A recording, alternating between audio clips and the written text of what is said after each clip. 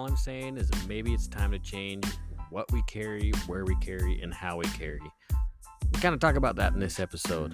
Well, maybe you're kind of on the same camp as I am. Maybe not. Let me know. Check it out on this episode of the Range Minded Podcast.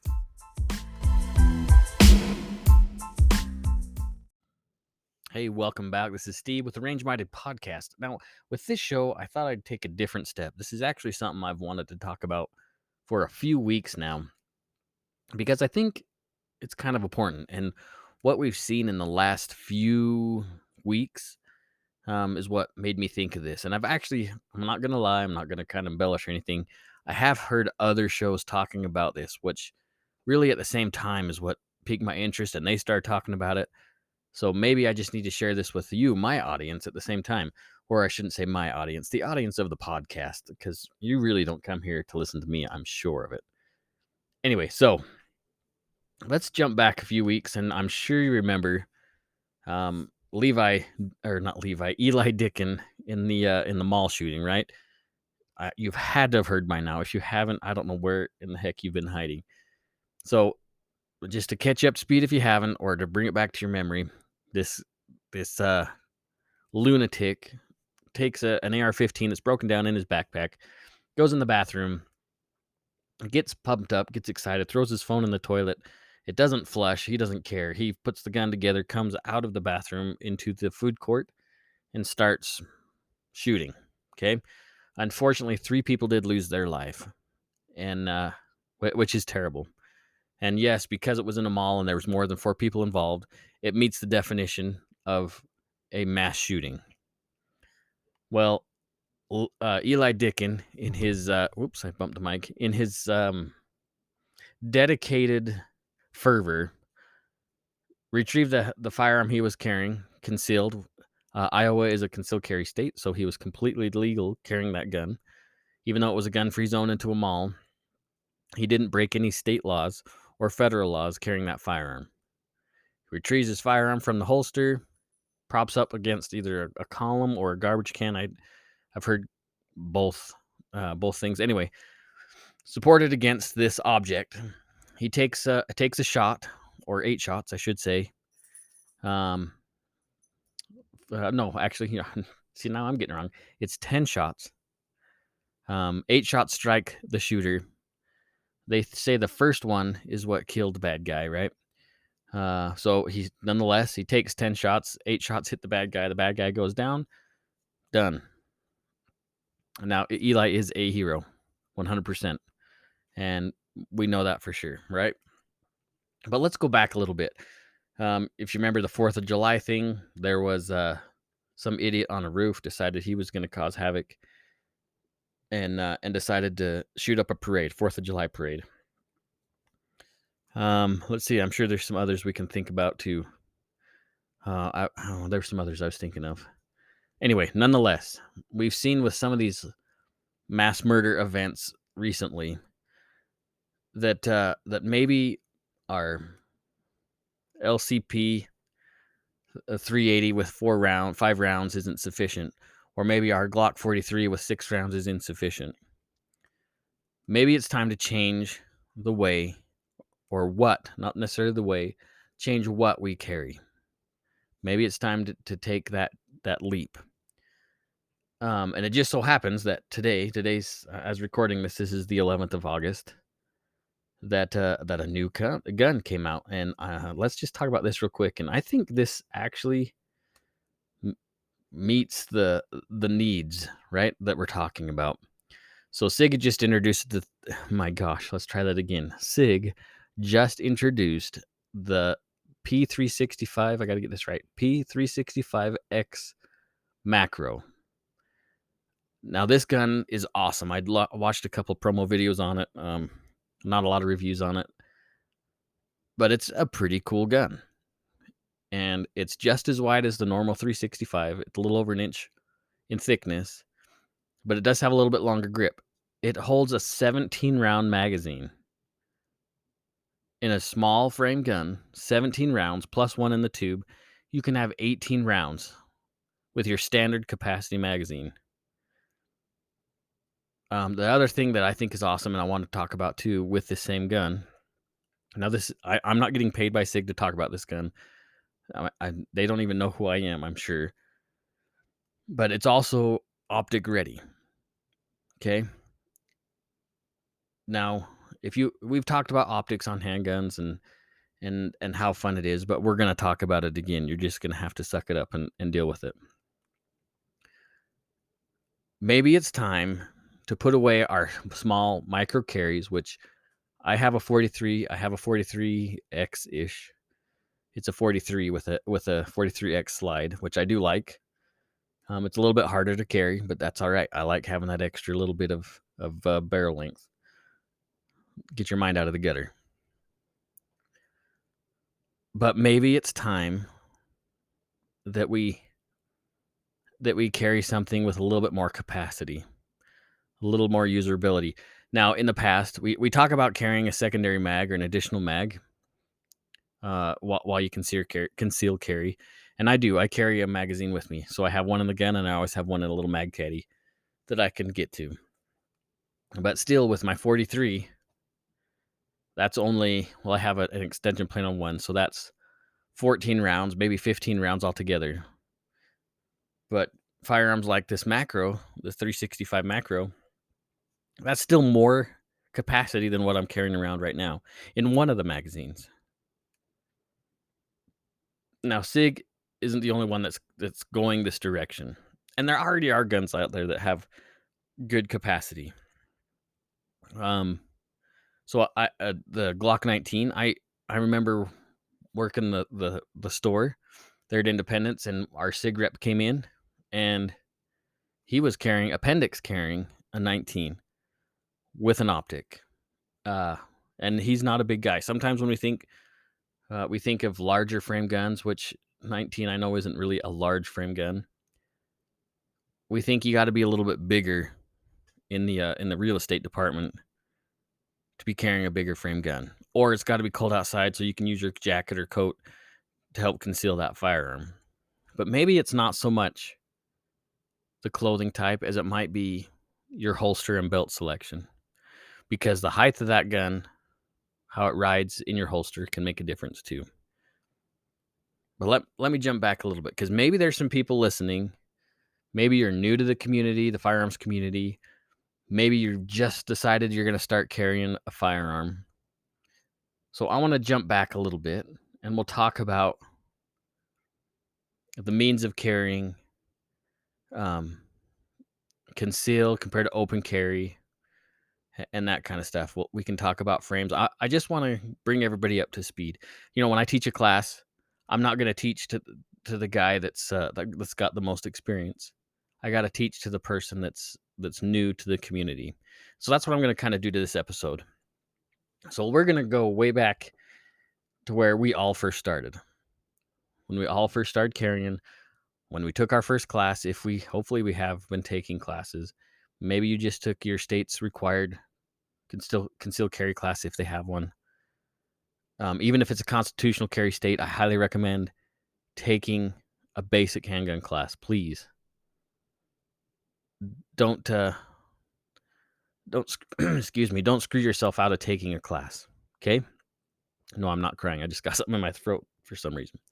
All right, so let's go all the way back. First of all, what does it mean to carry a gun?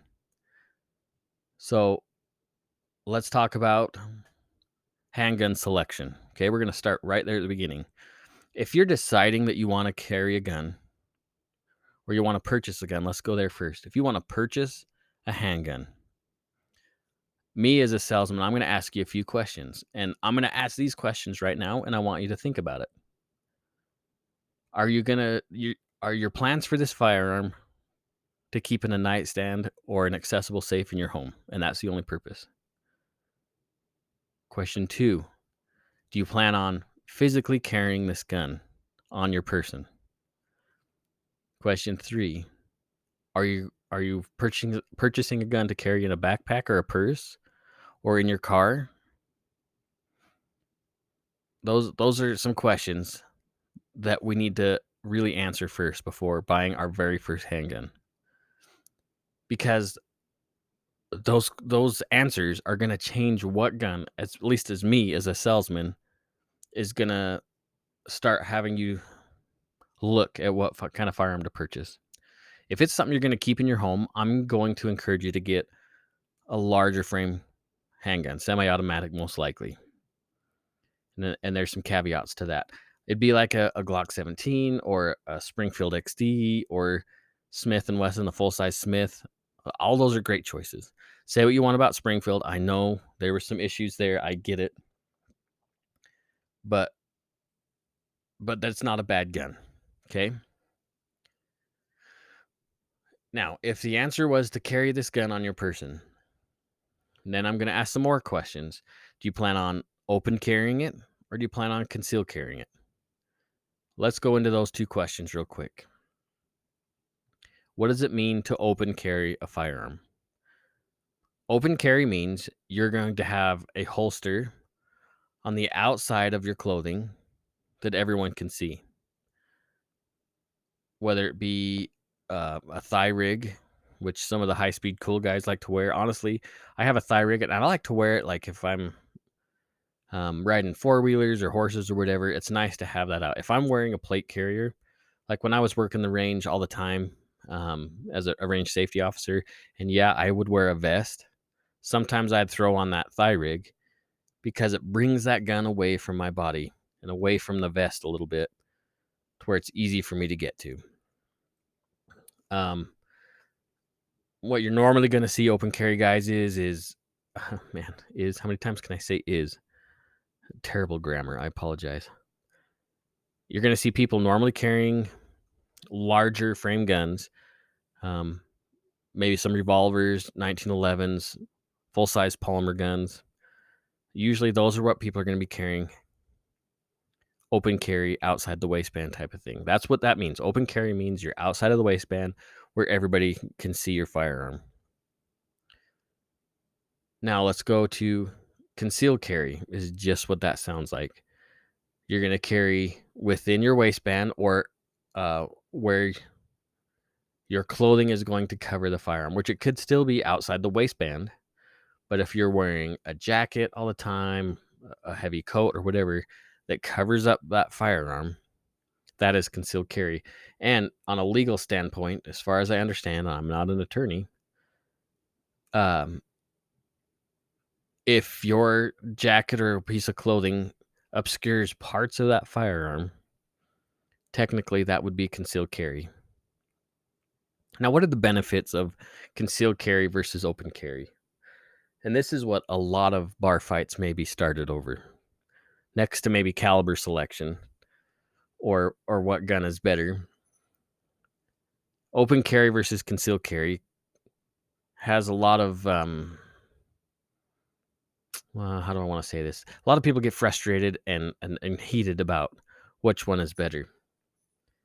And it really depends on what you're doing. Like, I get it. If you're outside working in the yard or hiking with your buddies, whatever, open carry is probably a better way to go. Also, maybe in certain states, if you live in a more free state like Idaho, open carry is usually not going to draw much attention. Other than now, there's more and more people showing up from out of state. They're getting less and less comfortable with firearms. So open carry, the downside with open carry in my perspective, and this is completely up to you how you feel about it, but in my perspective, or my opinion, that could make you a target. Now we're just talking about handguns. We can talk about carrying your rifles, whatever, walking down the street. I think that's a waste of time. Usually people freak out and it's not good for the community. Now, I know people do it. I know people make a statement with carrying their ARs around. That's fine. But usually that turns people off. But whatever. In my perspective, now mind you, I've never been involved in any kind of a shooting.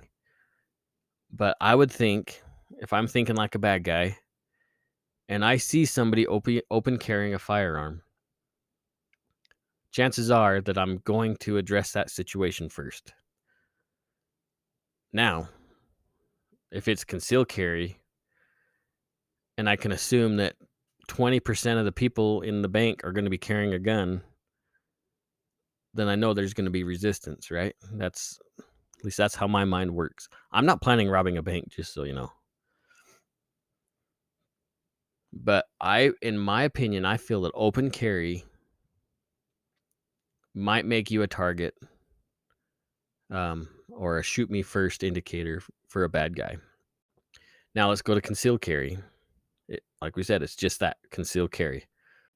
Chances are, well, check your state and your local laws, because there are certain places you cannot conceal carry, or open carry for that matter. You cannot carry a gun whatsoever.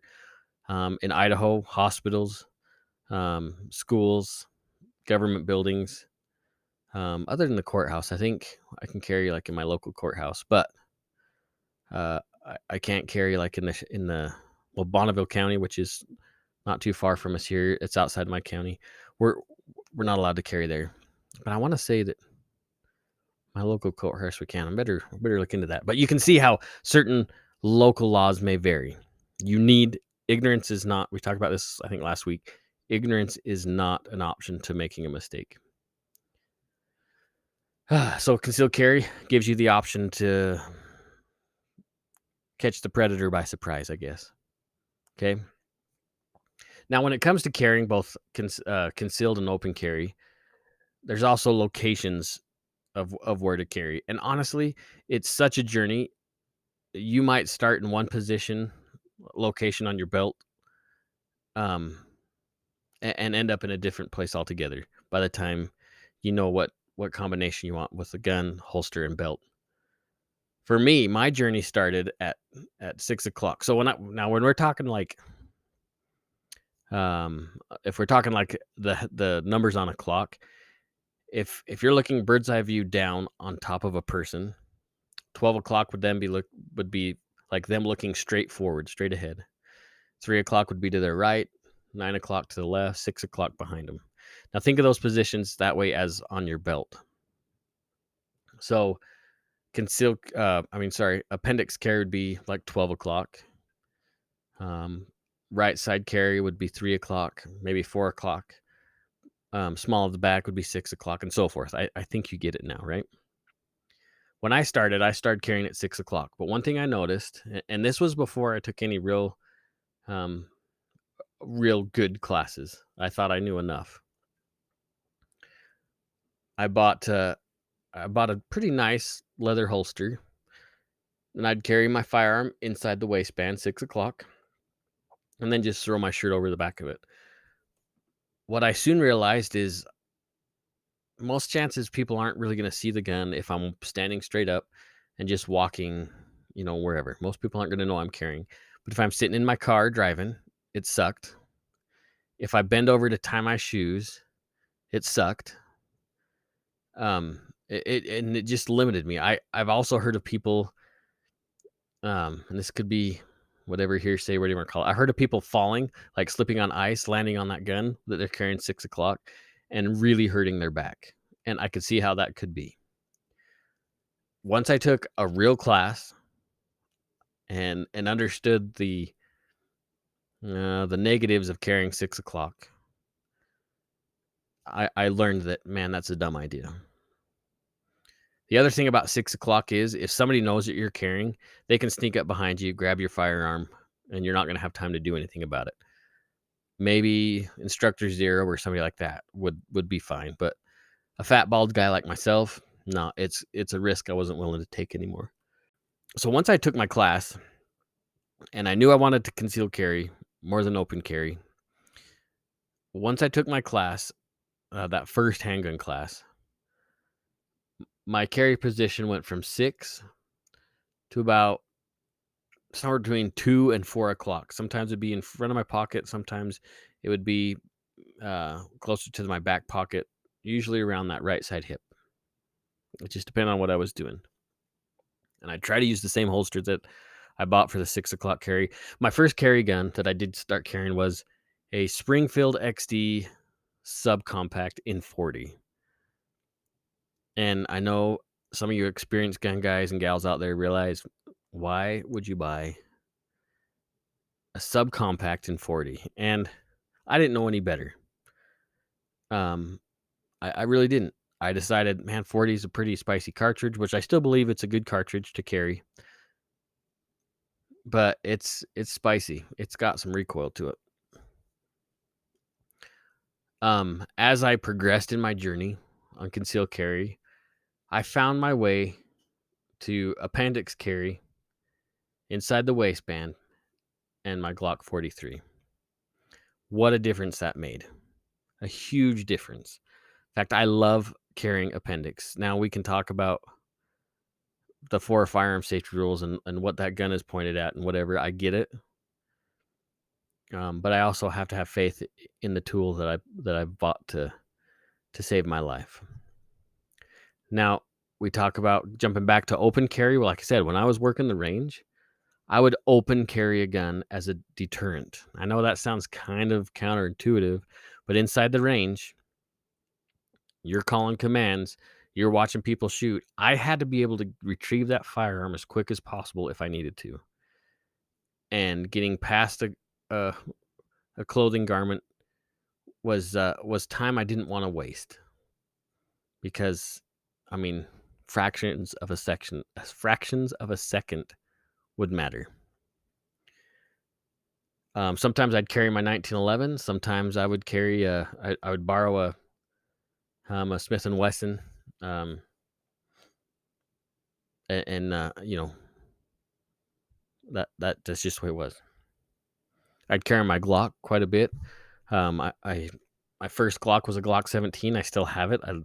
I love that gun, and I bought a holster to carry that into. 17 rounds. We just talked about that SIG that's a lot smaller than a 17, and it's got the same mag capacity. I'm telling you, there's witchcraft in magazine creation nowadays. So now hopefully you got an idea of concealed carry, open carry, and what that entails. Okay, we've talked about handgun selection, and I think in the last several years, there's been a real big push for going 9mm caliber, micro compact is what I would call them. Something easy to carry, something you could honestly put in a very small holster, drop it in your pocket, inside the waistband carry, appendix carry, whatever. The gun disappears. Small, easy to cover and carry. Which I don't think there's anything wrong with that. I think that was a great option. But what we've noticed is there's a change in violence. There's a different leaf that's been turned over in the attitude of bad guys. Maybe, and this is what I'm thinking about, is maybe it is time to change what we carry. You know, I also used to carry a Ruger LCR in 357 Magnum. Magnum, man. I don't know why I'm having such a struggle speaking tonight. And I loved that gun. I ended up selling it like an idiot. It was the featherweight frame, a lightweight frame, and it did kind of suck to shoot magnums out of that gun. So I'd throw 38 plus Ps in there, and that gun was so nice to carry because it weighed very little, and with 38 special plus Ps, it honestly shot really well. And now I'm thinking, man, I kind of want one again. I should have never sold it. I'm stupid.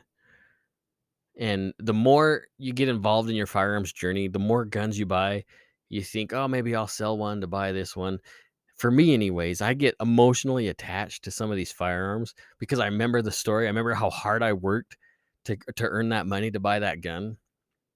That I think at the time, yeah, I'll sell this, no big deal. And then afterwards, I think, man, I wish I wouldn't have sold that because that was a portion of my life that went into that gun. And maybe I'm just weird. I do the same thing with cars. I get emotionally attached to vehicles in some weird way. That is why I still have the first car I ever bought. I still own it. It currently doesn't run, and it is a point of conflict between me and my wife.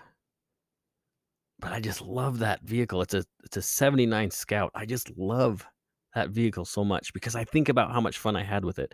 And I do the same things, like I say, with guns. I think about the times I hang out with my buddy Grant and going shooting when we were kids and just, man, having so much fun. I just get attached to things like that because I'm weird. Anyway, has nothing to do with concealed carry. So maybe, like I say, it's time to change. It's time to change what we carry and what we do. That's why I was so excited when I saw the 365 X Macro. And there's going to be other guns like this out there. There's going to be more guns kind of fitting in that hybrid area between subcompact and micro compact that have great magazine capacity, that we pray to God we get to keep that capacity. That fit this niche or niche, whatever you want to say. I depends on what part of the country you're from, I guess.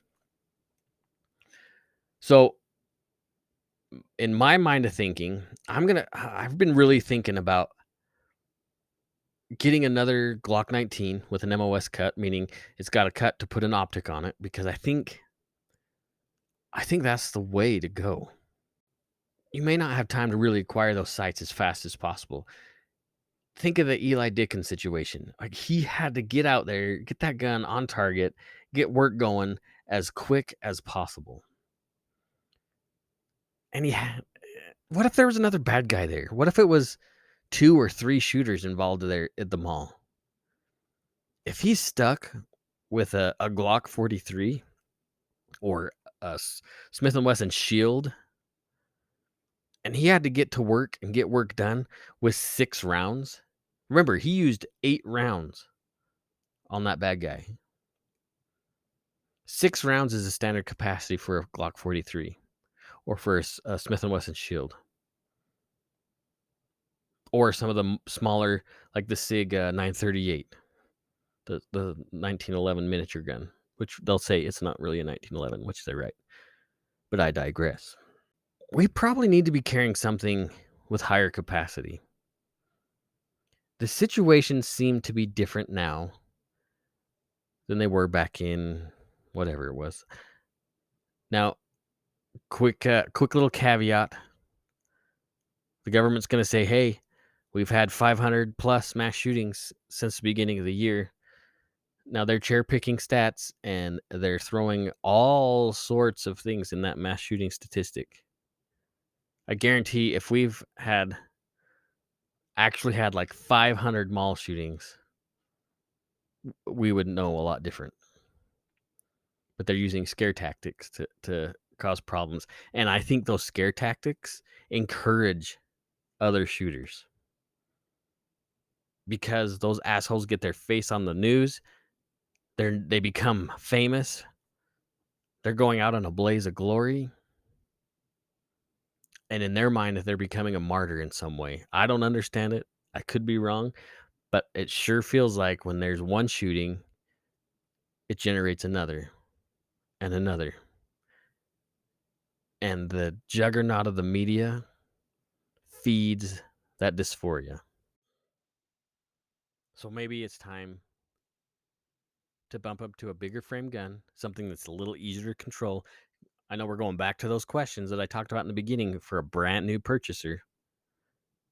Are you going to carry this gun in a nightstand, in a bag, in your car, on your person?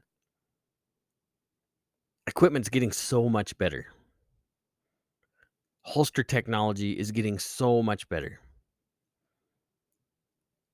There's so many good gun belts out there. There's so many, like, clothing for women.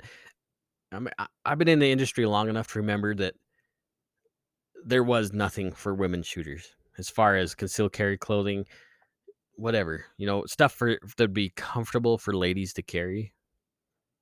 That didn't exist, but it does now.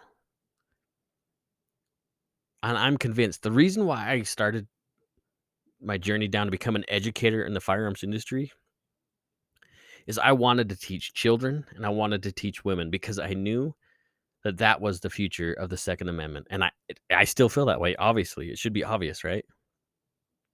Finally, the gun community is getting involved to where they see women are important in the shooting community. I mean, I'm telling you, if my wife said, "Hey, let's go to the range and buy you a gun," yeah, that's a no-brainer for me. I'm not gonna wait. Ladies are making up a huge portion of new firearms purchasers, a huge portion. Minorities are making up a huge portion, and that's great. We need that, but we need to be teaching these newcomers. I'm not gonna call them newbies or anything because that almost sounds derogatory. We need to be welcoming them into the fold. We need to change our mindset too.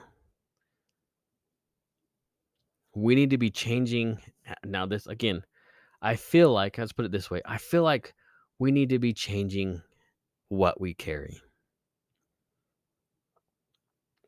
Ammunition has come so far in the last man, even 10 years as far as efficiently efficiency. I'm really struggling speaking today. Efficiency and potency. Man, I still think 9 millimeters is the way to go. And maybe you don't. Maybe you want to go 45. Maybe you want to go 357. And that's fine because all the projectiles in that whole strata of bullet choice, they're all getting better. 22 Magnum, I just bought some hollow points, some gold dots in 22 mag. How crazy is that? That's awesome. And we need to probably revisit that, and maybe let's do that right now. Let's revisit that carrying ammunition real fast because this is something I do see people screw up a lot. Um, between classes and stuff, when we start talking about projectile selection, bullet selection, there are many people that don't realize that there could be some big consequences by choosing the wrong bullet to carry as a defensive round. So let's jump back there real quick. Let's talk about full metal jacket, and let's talk about hollow points. Now there is a few different selections in between there, but let's try and keep this simple. A full metal jacket means that it's a lead projectile and it's covered completely with a copper jacketing, full metal jacket. Now, the military, they decided that full metal jacket is what they want to carry. Um, I think whatever, they can do what they want. But as a defensive round, it's great for target shooting. It's great for hitting steel. But as far as carrying, that is the wrong choice. Because those projectiles could actually pass through and hit a target that we don't want to hit. It will carry its energy all the way through the bad guy. Not all bullets, I get it, but the potentiality of it passing through our intended target and hitting something we don't want to hit has a greater chance of happening because that energy doesn't dissipate as fast. Now, a hollow point is just what it sounds like. It's a projectile with a hole in the face of it, and usually there's some it's cast or formed in a way that it would create kind of a petal, like a flower, as it impacts the target. And as those petals expand, it dissipates all that energy within, let's say, the bad guy again. So the complete force of that projectile is dissipated in the target. When a very low chance of passing through that target. There are some circumstances, we're not going to get into all that because it'll be too much. If you plan on carrying a gun as a life-saving device, bullet selection is just, if not more than important, than the gun you picked. Now, we talked about starting bar fights. There is going to be so much consternation from your friends that are inside the gun community telling you, don't pick this gun. You don't want gold dots. You don't want sabers. Whatever. How about this? Once you've picked out your firearm and that you're going to carry, I know it's expensive, especially right now. Buy a bunch of different kinds of defensive ammo.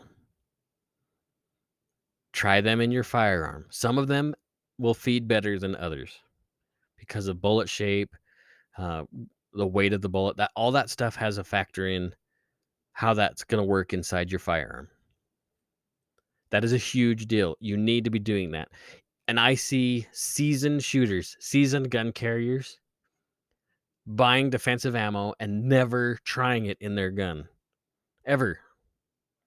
They buy it because, well, it's what the sheriff's office carries, or it's what my buddy said is the best, and it is the best, and that's just the way it is. And they never try it in their gun. The last thing you want in a defensive situation is you get into where there's some work that needs to be done and your gun fails because of the bullet, because of the casing cartridge, because there's some component within that casing, within that cartridge that induces a failure in your firearm in the middle of what could be the most important moment in your life. Whether it's saving yourself, saving a child, or saving somebody else, like Elijah Dicken did. Bullet selection is more important than what gun you're carrying. You need to know how that reacts with your firearm, please. Now, I'll tell you what. One time I was doing, then this fits along. I just thought of a story that some experimenting we did at Independence when I was over there working. We had a customer, a very loyal customer. I'm not going to say his name. He would spend a lot of time in the range. He was somewhat involved in the gun community, especially in the Boise area. We on a not busy day, usually it was like a Tuesday morning or something, when it was pretty quiet in the range. We would allow him to bring in some ballistic gel, and he would try out some projectiles because he really wanted to see what was best and what gun. He was very meticulous with what he was doing. So he bought, and I am going to say the brand of this ammunition. He bought some SIG 38 Special, and I don't remember the name of the projectile, but it was SIG branded ammunition. And it was through a little 2.5-inch revolver. And it was crazy how poorly that ammunition worked. It never expanded. It hit the gel. So ballistic gel is not a one-to-one comparison to flesh. It's not like what they say in YouTube. It is a way to measure how bullets react. That's it. It is a consistent media to see how things react. It's not one-to-one to shooting a human body or whatever. But as we shot this ammo, because I was helping him that day, because I was curious too. As we were shooting that 38 Special ammunition into the gel, it went in maybe 2 inches, maybe at the max, and it never expanded, meaning it never dissipated all of its energy. It lost all of its energy before it even hit the gel, and we were shooting at about 15 feet. Bullet selection is important, but making sure it works is more important to her. That should make you frustrated, huh? That's not a word.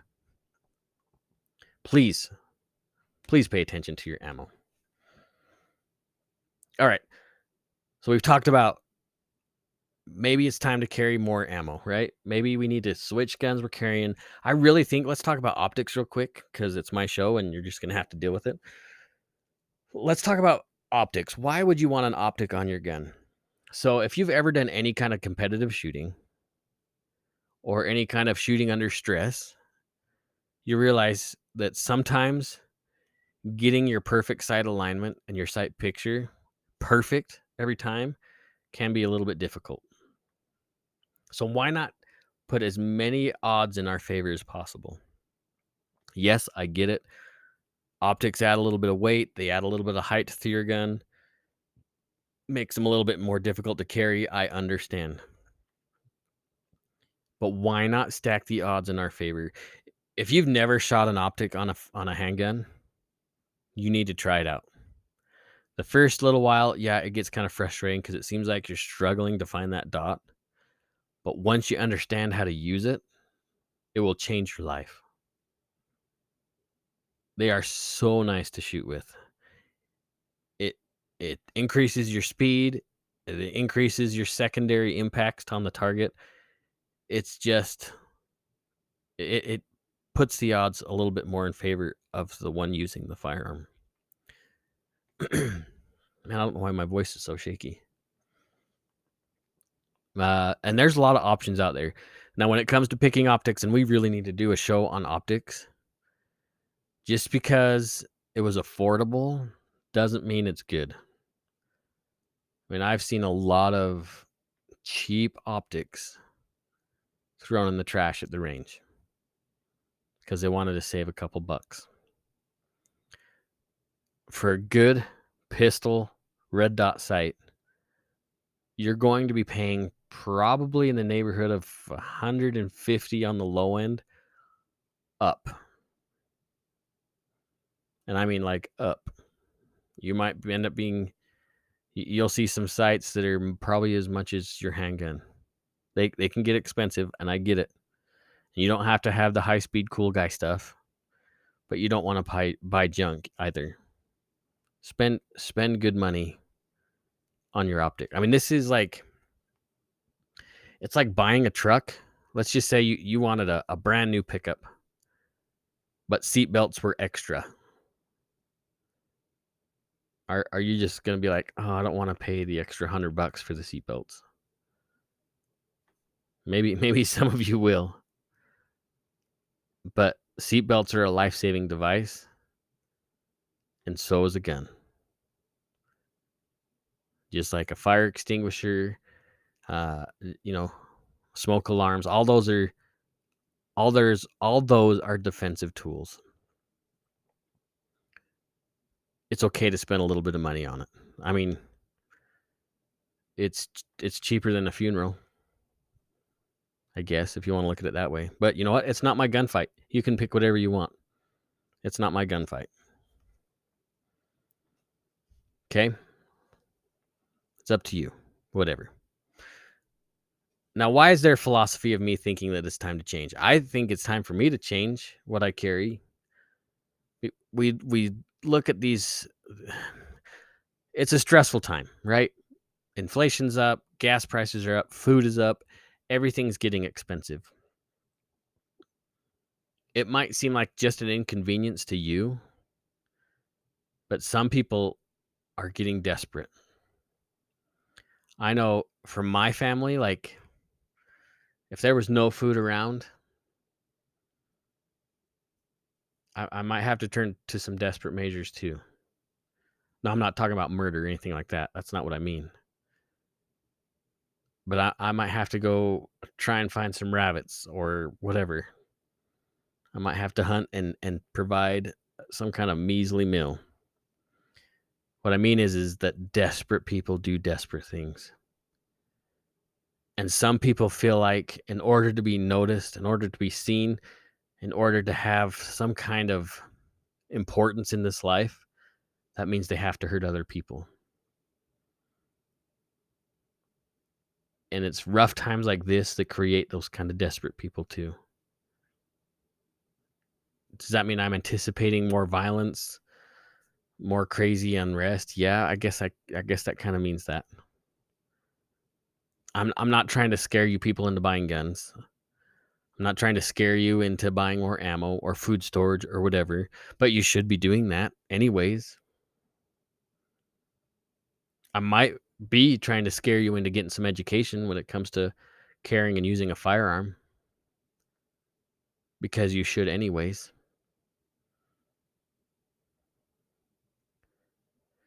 What I am trying to tell you to do is to be more vigilant when you go to big box stores or the mall or man, the gas station. Have you seen how stupid the gas stations are getting now? People are stealing cars. People are starting cars on fire. I think it was in Florida or somewhere in it. This was a little while ago. The guy was filling up his Jeep or something, and Some crazy person pulls out the nozzle out of the truck, spritzes it on the car, and throws a match on it. There are crazy people everywhere, and it seems like they're breeding, they're multiplying something. And maybe it's the 24-hour news cycle, maybe it's the news media just trying to get a story. But I'm telling you, it sure seems like are getting crazier and crazier. You do need to be more vigilant. You do need to be wargaming situations. You do need to be really thinking about what it might take to come home. I want to stack as many of the odds in my favor as possible. If that means carrying 2 17-round magazines in my pocket and one in the gun, maybe. I remember getting into this conversation with a person that doesn't like guns, and they're like, "What? Where do you plan on hanging out with all these crazy people? You need to stop going to those neighborhoods." Well, I don't know if you guys remember watching any of the riots over the last few years. We're not going to those neighborhoods. Those riots are coming to our neighborhoods. We need to start changing our mindset. We need to start changing what we carry. Now, I need to rephrase that. It might be time to think about changing what you carry. I'm not going to tell you what to do. I don't know your situations. I don't know the intricacies of your life. You have to make that decision. I'm just submitting the information to help you. I don't know what the world's going to bring. I mean, I don't know how you guys vote, Republican or Democrat or anything, but what I do think everybody feels is it's almost like being in a pressure cooker. Things are just starting to build up. These new gun laws coming through the pipeline are going to make it worse. It almost feels like they want us to do something stupid. But what they're doing also as a byproduct is making other people, the bad people, want to do something stupid too. When all they see on TV and on Facebook and on Instagram, it seems like there's so much hate, tribalism, whatever you want to call it, so much dividing that's taking place that things are getting more and more scary. And it doesn't matter where you live anymore.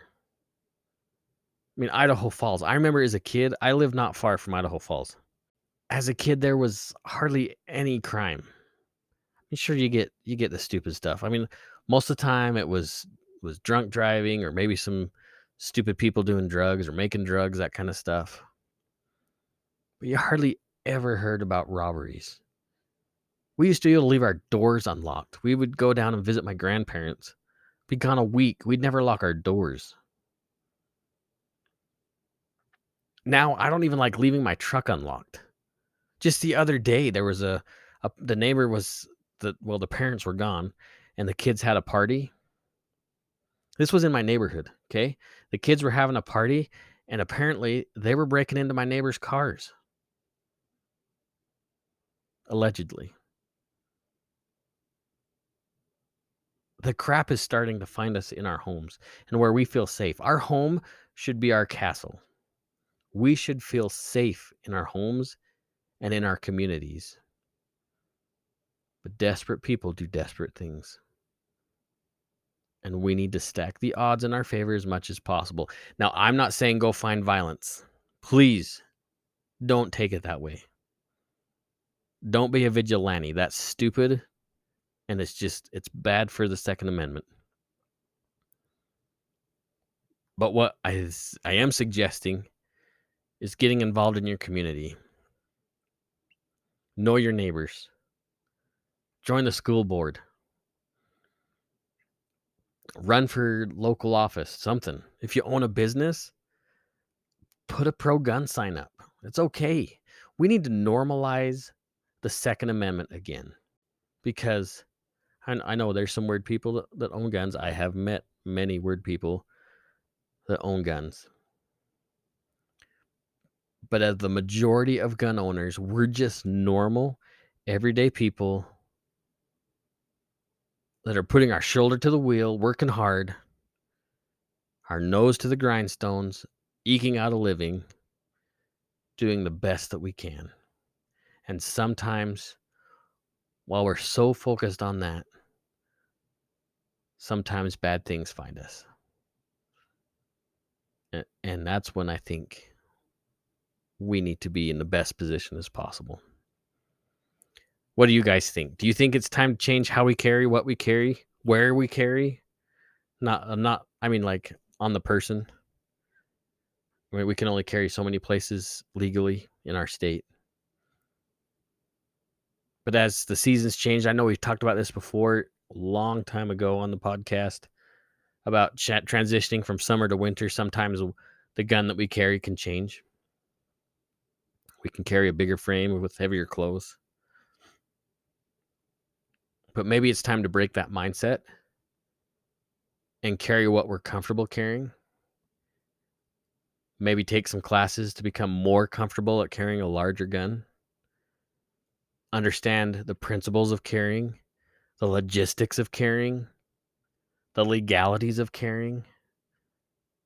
Part of being a good steward of the Second Amendment is knowing those situations and understanding them in a way that we can teach them to other people. You guys are awesome. And honestly, I hope there's some new gun owners listening. I hope so. And I would love to talk to you. I'd love to meet with you guys and help you on your journey. I mean, I'm still on the journey. I got a long ways to go. I'm not the perfect gun owner in the world, but I'm trying. And I'm trying to raise my kids that same way so they know that owning and carrying a gun is normal.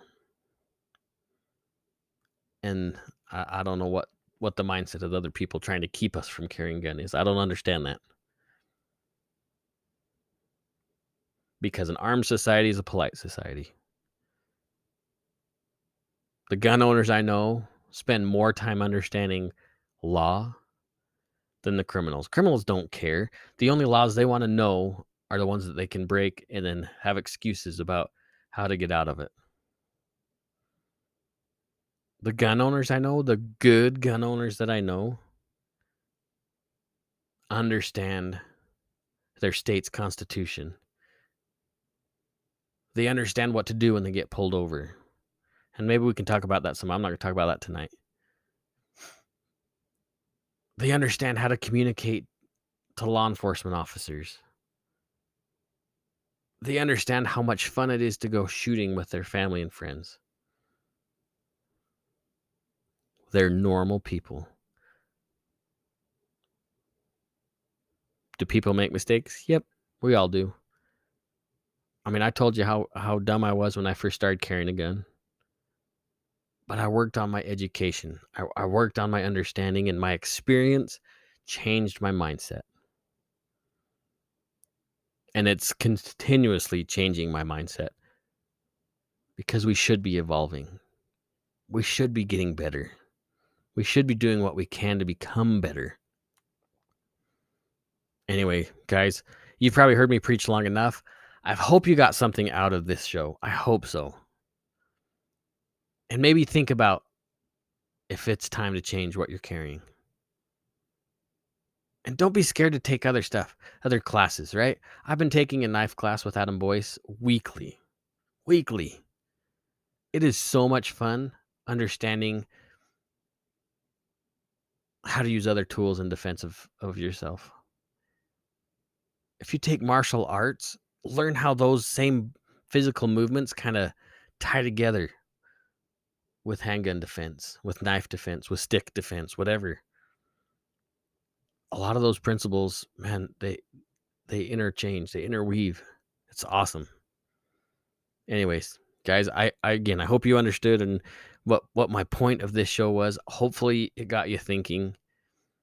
If there's something you think I missed, throw it down in the comments. Send me an email, rangeminded@gmail.com. This is a community. We're supposed to grow together. We have to work together, or man, we're gonna hang separately. To coin a phrase from I think it was Benjamin Franklin that said that. We got to hang together or we're going to definitely hang separately. Gang, be vigilant. Don't let your guard down. Get some education. Understand the laws of your state, of your community, of your city, and just be good stewards of the Second Amendment. Don't stop learning. Don't stop striving to be better. I know you guys can do it. You guys are awesome. And I thank you so much for hanging out with me tonight or today or whatever time of day you're listening. For me, it's like 10:15. Be safe, guys. See you later. Oh, and don't forget, you got to take somebody shooting. See you guys.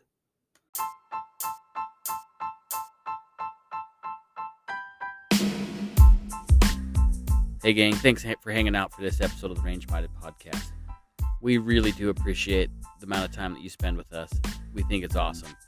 If you have any questions or concerns or maybe an idea for a guest or a specific topic, go ahead and email us at rangeminded@gmail.com. We would love to hear from you. And if you like what you heard, go ahead and give us a good like and share, because we want to really grow the community. After all, we are stewards of the Second Amendment. Anyways, we hope to see you here again next time. Peace out.